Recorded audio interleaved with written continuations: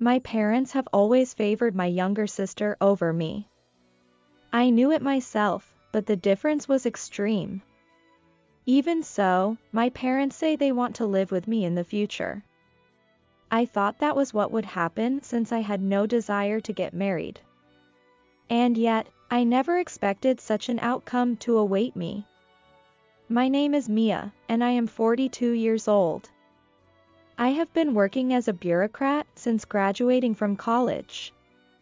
Even if I say so myself, I have always been good at studying.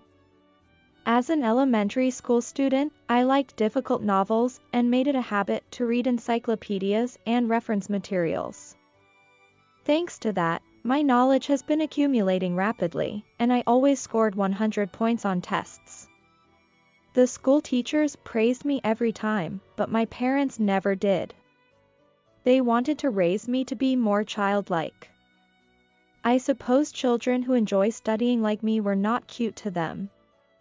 Even when they made me take lessons, I always did them perfectly. But I wasn't passionate about anything in particular. My parents often called me a boring child. When I turned 10, my sister Jennifer was born. The love that was supposed to be directed towards me was increasingly poured onto Jennifer, and before I knew it, I had become like air inside the house. I'm home, Mom and Dad. Jennifer is so cute. She's my child, so it's only natural, right? I have to buy her new clothes again. Even when I came back from school and called out to them, they completely ignored me. Although my voice should have been heard, there was no response. My sister has everything that I don't have. She's cute and charming. Although she was a little weak in studies, it seems that even that was cute to our parents. My parents always paid attention to my sister, who was 10 years younger than me, and ignored me. Even on my birthday, the table was filled with my sister's favorite dishes. Mia, look. Here's your birthday present. The present I got from my parents when I was 15 was clearly a stuffed animal for little kids. Why did they give me such a present when I was a freshman in high school? I had asked for new shoes for my birthday. Then my sister, who was sitting next to me, began to speak. Oh, that's the one I wanted. And she snatched the stuffed animal from my hand. My parents also looked at her with a smile. This was the one Jennifer wanted. I made a mistake. Yeah, we were careless. Mia, sorry, but can you give it to Jennifer? They told me such a cruel thing calmly. But this is my birthday present. Mia, you're a high school student. You don't need a stuffed animal, do you? That's right. Jennifer wants it. Mia, you're the older sister, so give it to her. My sister looked at me with a smirk, as if she knew this would happen. I even felt fear for my sister, who was only 5 years old. Even in such a sister-prioritized life, people seem to get used to it somehow. Before I knew it, I had accepted this life as normal. No matter what I did, I was never praised, and when I spoke, I was ignored. I had given up on such a daily life. But I never slacked off on my studies, and I passed the high school entrance exam successfully. And I was able to pass the entrance exam for a super elite university.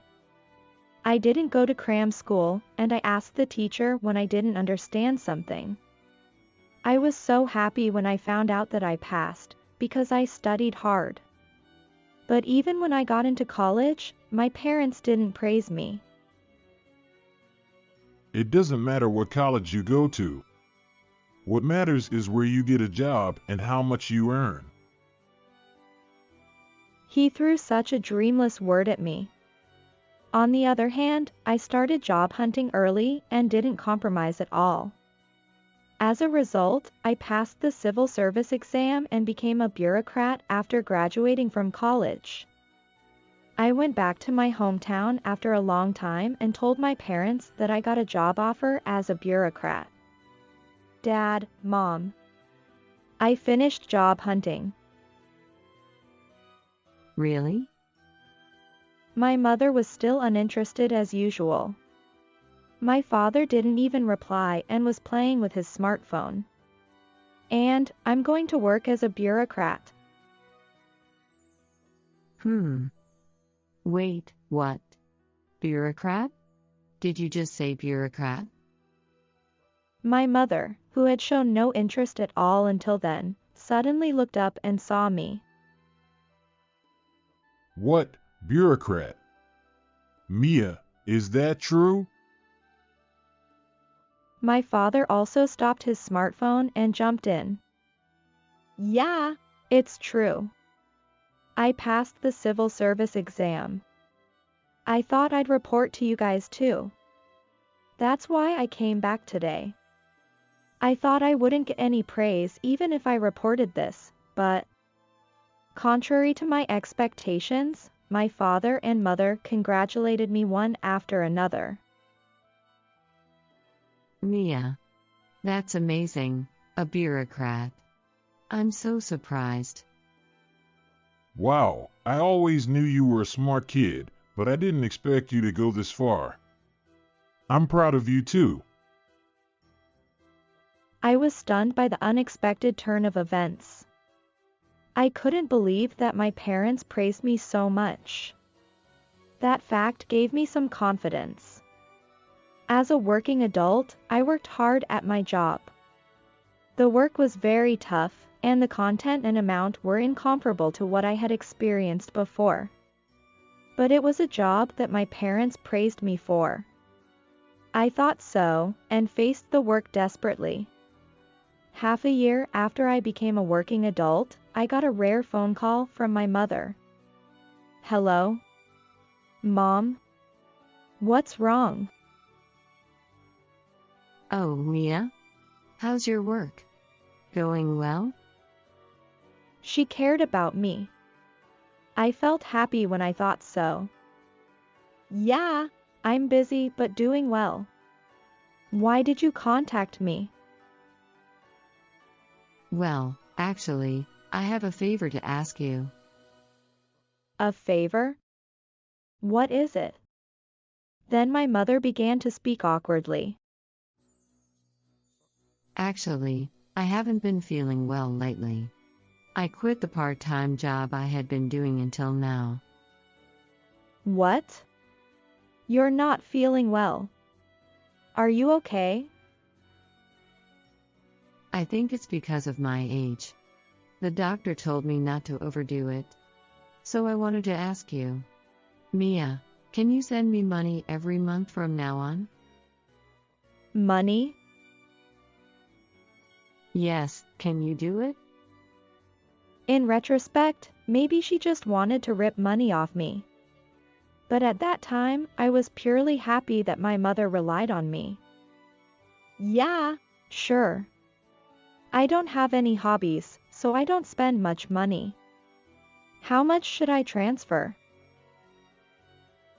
Well, it would be helpful if you could transfer $700 every month for now. $700 a month. If I cut down on my living expenses a little bit, I could manage. Okay. Then I'll transfer it to your account on payday from this month. Really? You're amazing, Mia. You're so reliable. I want to live with you in the future.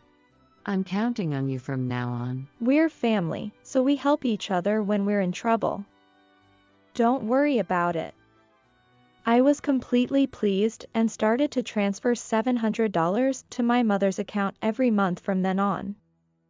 Then, I started to get asked for money from my father and sister as well. Mia, I'm sorry, but can you transfer me about $350? Dad? What's wrong? Actually, there's something I really want. But you know your mother quit her part-time job, right? So we're tight on money. I'll say it's a present from Mia, so just transfer me $350. Okay, I got it. I transferred $350 to my father without any doubt. And then it was my sister. Mia. Our household is having a hard time, and my allowance got cut, so. Can you give me some money? Didn't I give you some the other day? You're still in middle school, right? What do you use it for? To hang out with friends, to buy makeup tools. Nowadays, middle school students need money.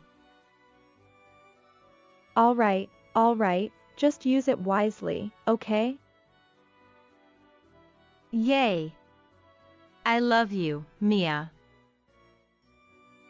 She appealed to me with a tearful voice, so I couldn't be rude and ended up giving her some money. Now that I think about it, I was really stupid. But at that time, I was intoxicated by the fact that I was relied on by my family, and I didn't doubt anything. I continued to send money to my family, and before I knew it, 20 years had passed. I was 42 years old, and I had been promoted and given a position because I had devoted myself to my work, and I was able to earn a decent salary. My sister Jennifer had gotten married a few years ago, and she was about to have a baby. I had never had a desire to get married, but when I saw my sister looking happy at her wedding, I wonder if marriage is wonderful. I thought, just a little. One day, something happened. When I went back to my parents' house after a long time, they made me a proposal. Mia, I've been telling you this, but your father and I want to live with you. So, if possible, we want you to build a house for us. Huh, I have to build it? Why can't I live with you in this house? This house is getting old, isn't it? Your father and I are getting weaker and weaker in our legs and hips. We want to live in a more comfortable house from now on. I see. To be honest, I was worried about my parents too. They were getting old, and my sister had already moved out after getting married. Maybe it would be better for me to live with them before something happened. I thought so, and I accepted their proposal. Okay. I have some savings from before. I'll try to build it as soon as possible. When I told them that, my father and mother were overjoyed. Then my mother added a strange condition. Thank you, Mia. Oh, by the way, I'd like a 2-family house. That's okay, right? Huh? Yeah, that's fine, but Even if we're family, private space is important, you know. Hee hee. at that time, I thought they were being considerate of me, but in fact, they had a terrible plan that I didn't know about. I decided to build a 2-family house and started preparing right away. I decided on the floor plan with my parents on my days off and asked a contractor to do it. For a while, my days off were almost spent for my own home. About a year later, a splendid 2-family house was completed. On the day of delivery, I asked a mover to take care of my luggage and was about to head to my new home when I got a phone call from the mover. Excuse me, but the people at the house said, "We don't need that luggage, take it back." What? What do you mean? I hurriedly called my mother to check. Hello? Mom? Oh, is that Mia? What's wrong? Why are you in such a hurry? I just got a call from the mover, and they said they were told to take my luggage back. Did they get to the wrong place? Mom, can you go outside and check? Then, the next moment, an unbelievable word came out of my mother's mouth. Ah, I was the one who refused it. What? Wait, Mom, what do you mean? Hee hee, thank you for your hard work. You are no longer needed. My head went blank at her words. No longer needed? What does that mean? Aren't my parents and I going to live in that house from today? I rushed to my new home. And then, Hey, Mia. there was someone waving at me from the balcony on the second floor. It was my sister Jennifer. Huh? Jennifer? Why are you here? Why? I'm going to live in this house from today. What? On the balcony, my father and mother, Jennifer and her husband were all there, looking down at me with smirks.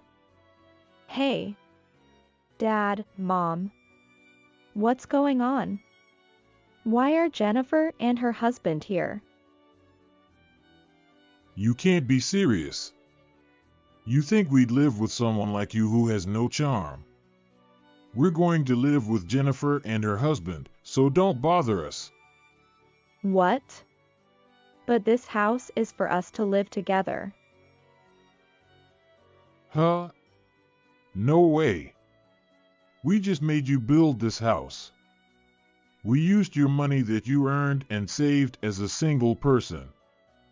Be grateful. My mother started to laugh at my father's words. At that moment, I felt a surge of anger rising at an incredible speed. They used my money? Be grateful? Don't be ridiculous. The money I worked hard for. The house I built thinking it was for my parents. They used it for something like this. I've been sending you money all this time. How could you do something like this? At that word, my mother said mockingly. Huh? What are you talking about with just $700 a month? We don't owe you anything for that amount. My sister also joined in and started to provoke me. Well, thanks to your money, we had a good time as a family. We don't need your money anymore, so why don't you stop if you don't like it? What the hell are they? I'll never forgive them. I'll crush them thoroughly. Okay. Then I'll gladly stop sending you money. I said that and flew back to the apartment I used to live in. I explained the situation and decided to live there again. And to get revenge on that fake family, I used all my contacts and prepared for the punishment. During that time, I got nasty messages from my parents and sister saying they were enjoying their new home, but I ignored them all. They can only live there for a little longer anyway. They can enjoy it while they can. 2 weeks later, I got a phone call from my father. Hello? Hey, Mia. What the hell is going on? We were told to get out of this house right now. Oh, that. I decided to sell that house. I told him cheerfully. What? Sell it? Don't be ridiculous. This is the house we live in. So what? The house is under my name, you know. What? If I put that house up for sale, I could kick them out. This was my plan to revenge. I had the right to sell that house because I built it under my name. I didn't want to just take it back. I decided to make them leave without notice by putting it up for sale. Hey, wait a minute. It's unreasonable to tell us to leave in a week. Jennifer and her husband are here too. We're not leaving, ever. I see. I don't care. I'll call the police if you don't leave. What? The police? I heard my mother and sister screaming in the background, but I didn't care. I had no intention of forgiving them, not even a bit. Mia, please. Wait a minute. Come on, I'm already waiting, aren't I? I let you enjoy your life in the new house for 2 weeks, didn't I? And you have a week until you have to leave, right? I'm such a nice daughter, aren't I? I said sarcastically, and they went silent. They only said, or no, so I decided to give them the final blow. Sorry, but I'm not going to be your convenient cash cow anymore. I'll give you the money I've been sending you as a severance pay. But in return, stay away from me forever. I said that and hung up the phone. It's finally over. I felt relieved and collapsed on the floor. My life had been nothing but being deceived and used by my family. It was finally over. A week later, my parents, who were kicked out of that house, had to go back to the old house they used to live in. My sister and her husband had already canceled the house they were living in, so they had no choice but to live with their parents. It's all because of you, Dad and Mom. You made us suffer too. What did you say? It was you who started to say you wanted to live with us. That's right. If we had let Mia live with us instead of you, we would have had a stable retirement. What? What are you talking about? You shitty parents. The honeymoon between my sister and my parents was long gone. Now they curse and blame each other every day. I'm glad I cut ties with such a greedy family. I won't get back the money I sent them, but I can get back my life.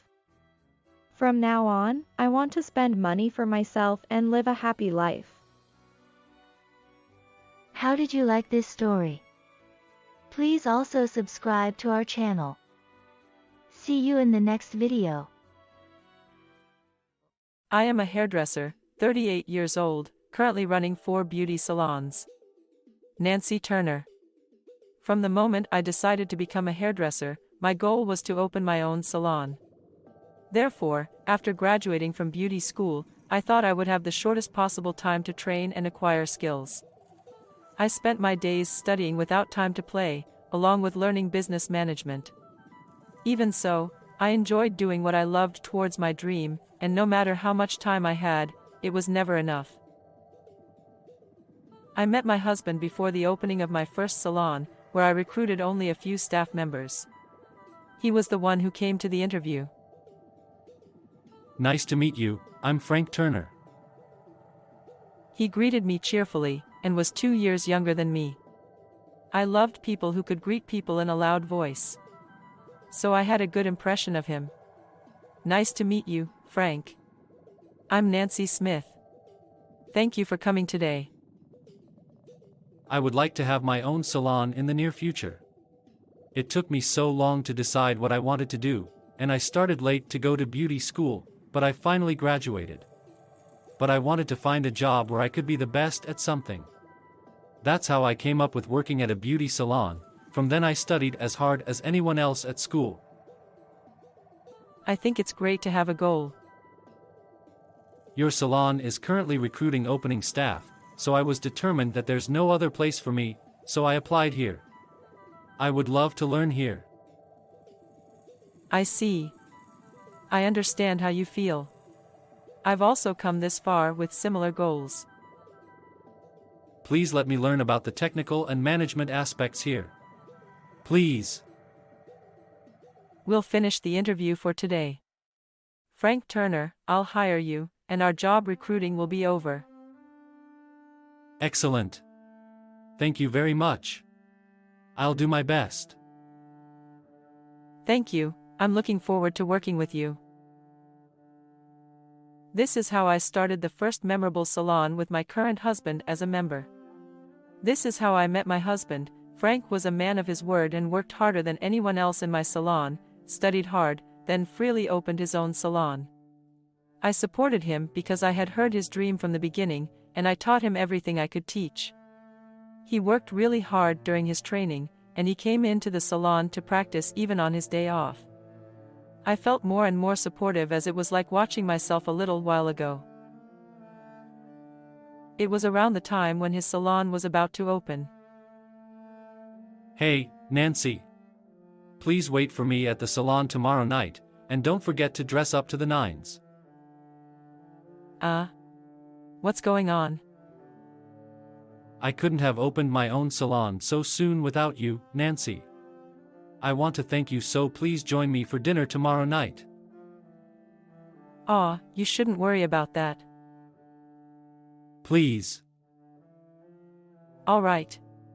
I'll be there and make sure to dress up to nines. Yay! Then I'll pick you up tomorrow.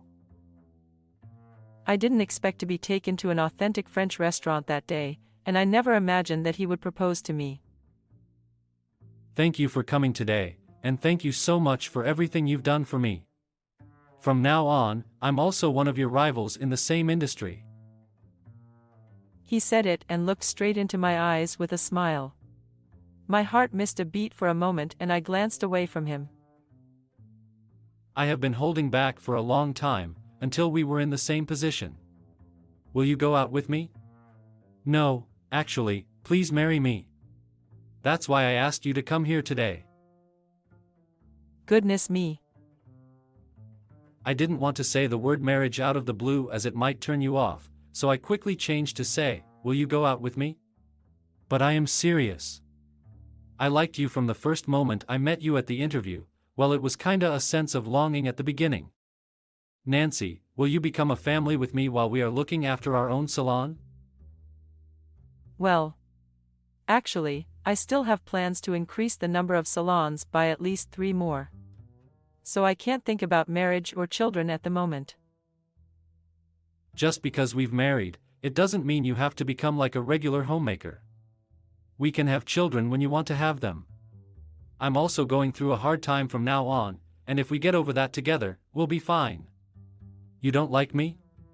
You don't like younger men? No chance to even go out with me? He looked anxiously into my face as I looked down. I made eye contact with him this time and said, "Thank you, I would love to." With these words, we started dating towards marriage. Looking back, this was the pinnacle of our happiness. Even though we are in the same industry, we both have different workplaces, we both have our own salons to look after, and we believed that we would be the best partners who shared the same sense of value and thoughts.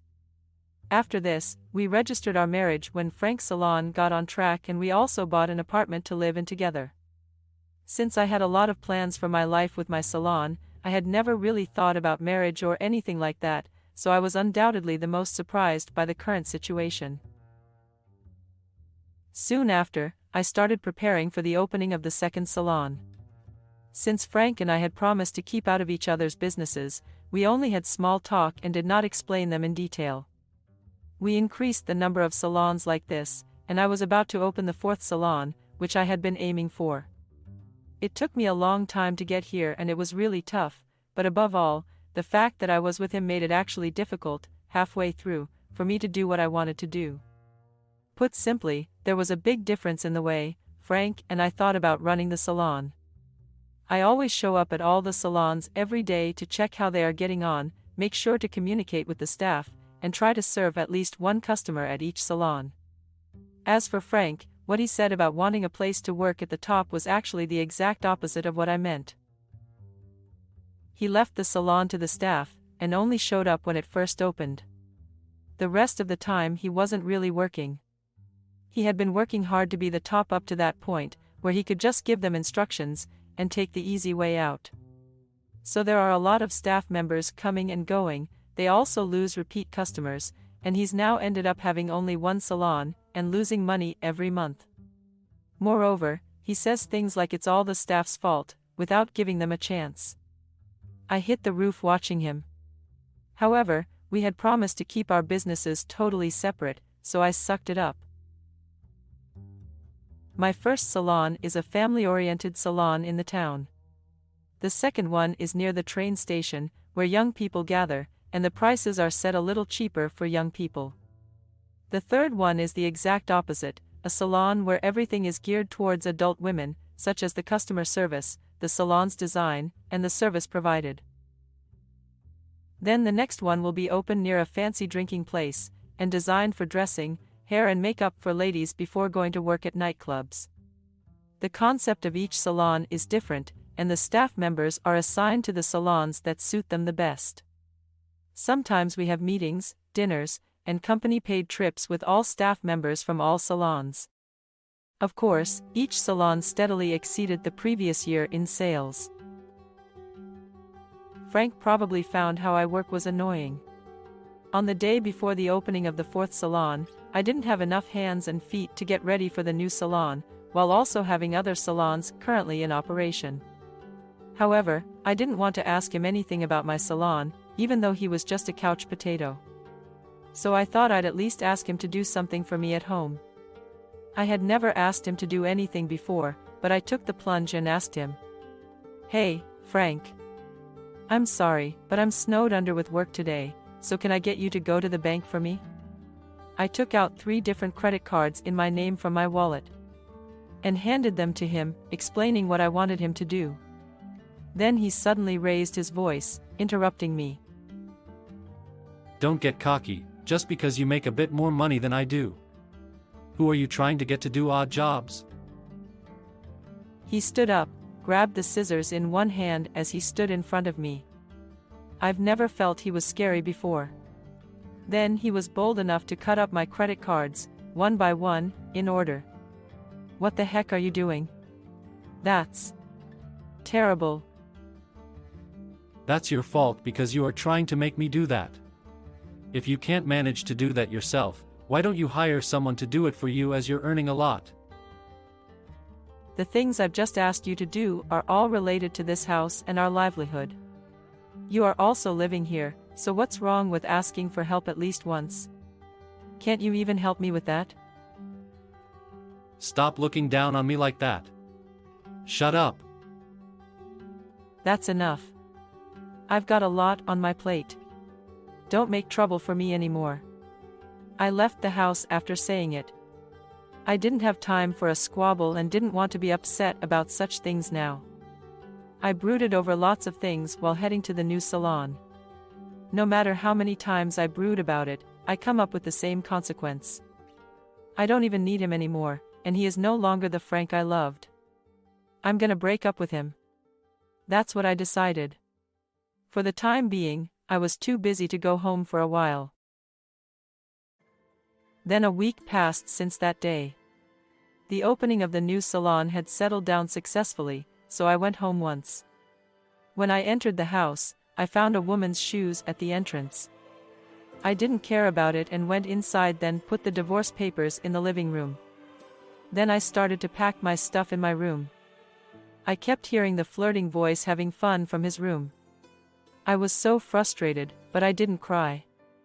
2 of them came out of the room just as I was about to finish everything. Frank recognized my presence, and looked surprised for a moment, but pretended to be normal. If you're coming home, say so. You surprised me, as you've just come home out of the blue, since you haven't come home for a while. To my surprise, the woman standing behind him in her underwear was a regular customer I've always served at my first salon. She looked uncomfortable too, so I told her to get dressed anyway. She rushed back to his room. "I've brought the divorce papers in, they're in the living room, can you sign them right now?" You made me think about where you were, and why you are now being so selfish. You're the one being selfish. Well, whatever. I'll do as you say. He signed it with a smirk on his face. Then the woman he is having an affair with came into the living room, getting dressed. I'm sorry, Nancy. I was never interested in him. I have always admired you, Nancy, and wanted to be like you. Then he approached me, and I wanted to get a feeling of being like you. I gave in to him. I'll never do this again.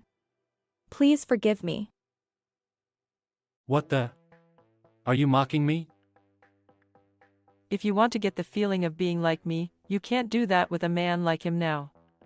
Go ahead if you wish, as I don't need him anymore. I'm not gonna do that. I don't need him either. That's so funny, Frank. No one needs you apparently. What's the matter with you guys? Make sure to register the divorce papers.